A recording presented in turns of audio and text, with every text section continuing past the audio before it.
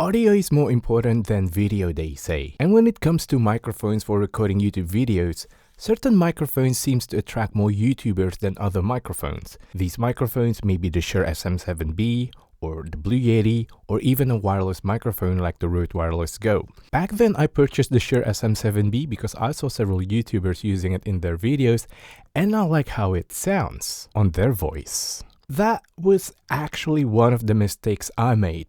I dismissed testing the microphone on my voice. And along the way, somehow I don't like how the Shure SM7B sounds on my voice. I think it sounds too muffled, and technically it requires an additional gain booster when paired with certain audio interfaces. So far you've been hearing my voice through this Blackhole BH2 microphone from JZ Mic, recorded on Zoom F6 field recorder without any further processing. So I've been using this microphone lately for recording podcasts and for remote video interviews. I have not been paid by JZ Mic to make this review. I purchased this microphone directly from their online store. Everything I said on this video is based on my personal experience using this microphone in the past year. If you are interested in buying this microphone, make sure to subscribe to their newsletter so that you're always notified of the sales they frequently run throughout the year. Sometimes the sale they run may get you up to 50% discount. I purchased this microphone during the regular sales, and at the time of purchase, the microphone cost me around 495 euros. Now with this price tag, I would not consider this microphone as a budget microphone,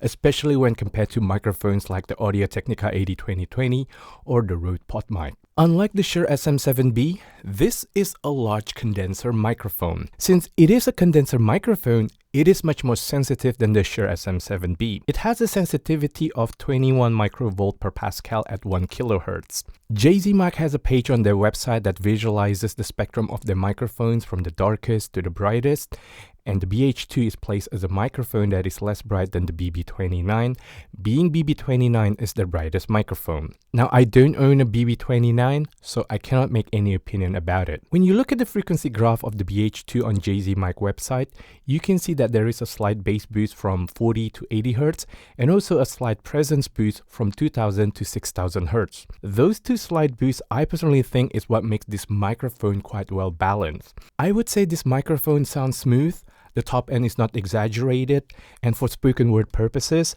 I think this microphone will produce good articulation because it's not too muffled, yet it is not too bright and not too thin. If you want to use this microphone for spoken word purposes, the sound coming out of this microphone is not too piercing. Now, let me do a sibilant test so you know what I mean. Sally sells seashells at the seashore. Sally sells seashells at the seashore. JZ Mic markets this microphone as a microphone with an extremely low self-noise. Note the word extremely that they use there. I think this microphone is relatively quiet when compared to other condenser microphones. Its self-noise is graded at 6.5 dBA, which is not too bad, even though it is not as quiet as the Rode NT1. Now I'm going to be quiet for the next 5 seconds so you can hear the self-noise from this microphone.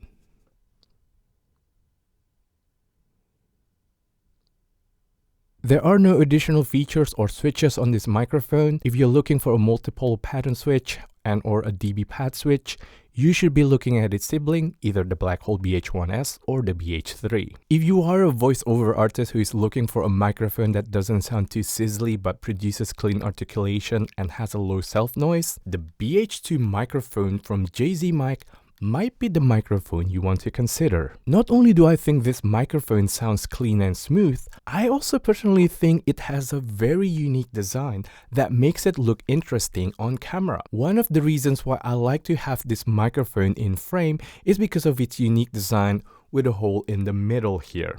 I don't know any other microphone in the market that has this kind of design. Now, even though this microphone has an interesting design, this shock mount that comes in the package with the microphone is quite flimsy and it doesn't really hold the microphone in place. When you just touch it softly, it can swing to the side easily. Or sometimes you cannot position the microphone at the angle that you want. So my suggestion is, when using this shock mount, just be careful not to bump the microphone because it can easily swing. You can buy an additional shock mount from JZ Mic website. like what I am currently using here, and that shock mount will cost you around 165 euros before discount at the time of the making of this video. This shock mount pins the bottom of the microphone with a screw, and this screw can dent the microphone just like how mine is already dented, as you can see here. I think this might be an oversight by JZ Mic. It seems the design of this shock mount is an afterthought. So if you like to baby your microphone,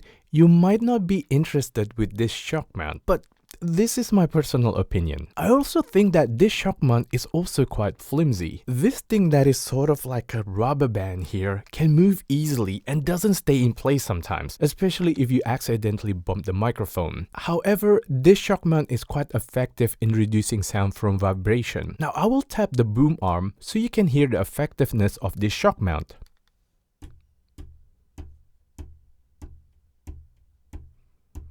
And now I will bump my desk so that you can hear the effectiveness of this shock mount. This microphone does not come with any pop filter in the package, but with a good mic technique, I think you should be able to avoid pop coming out of this microphone. Now let's do a pop test without any pop filter to hear the effectiveness of this mesh grill here. Peter Piper picked a pickled pepper. Peter Piper picked a pickled pepper. It's not too bad. If you do want to buy a JZ Mic design pop filter, you can also buy from JZ Mic online store, which will cost you around 123 euros before discount at the time of the making of this video. Now I have no complaints with the build quality of this microphone, even though it's made of all metal.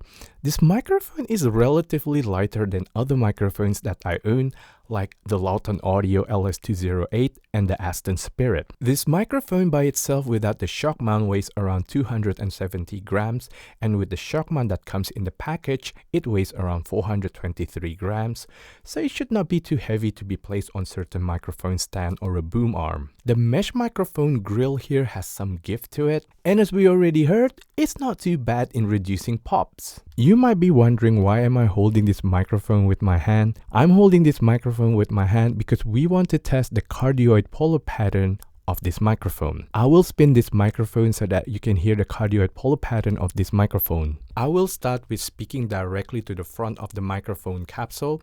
This is how my voice sounds, and I am a palm away from this microphone.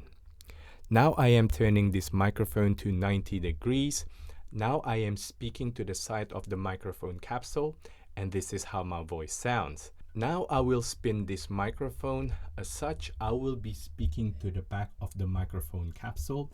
I am still a palm away from the microphone capsule.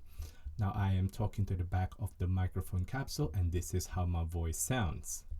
Now I am spinning this microphone to the front again. I'm at 90 degrees on the other side of the microphone capsule. And now I am back speaking to the front of the microphone capsule again, and this is how my voice sounds. Now let's compare this microphone with another microphone that I already own, so you have a point of reference. The first microphone I'm going to compare it against is the Lauten Audio LS208, and the second one is the Aston Spirit. And lastly, I'm going to compare it against the Shure SM7B. As each of these microphones has different sensitivity and gain requirements, I will normalize the loudness of the audio from all of these microphones to -19 LUFS using Reaper. So I will start with the JZ Mic BH2 first before moving on to the Lauten Audio LS208. Now I am talking to the Lauten Audio LS208, and just like the JZ Mic BH2 microphone, this is also a condenser microphone, but it has a stronger background noise rejection. It has a high pass and low pass filter switches that the JZ Mic BH2 microphone does not have. Now I have reviewed this microphone on this channel. Make sure to check it out if you're interested with this microphone.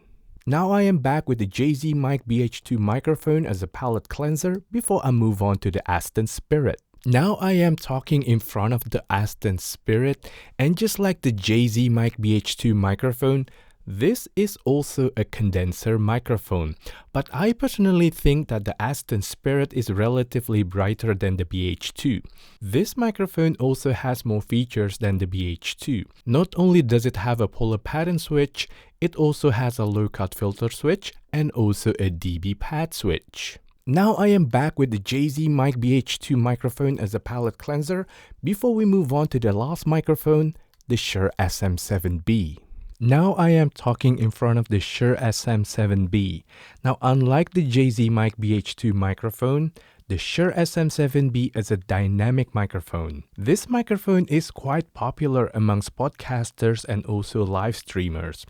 With certain audio interfaces, you may need to couple it with an additional gain booster. So this is how the Shure SM7B sounds on my voice. So that is all for today, everyone. I hope this video has given you some idea about the BH2 microphone from JZ Mic, especially for spoken word use cases. If you have any questions about this microphone, please leave it in the comment section down below. Thank you for watching this video, everyone. I will see you in my next video. Have a great week, everyone.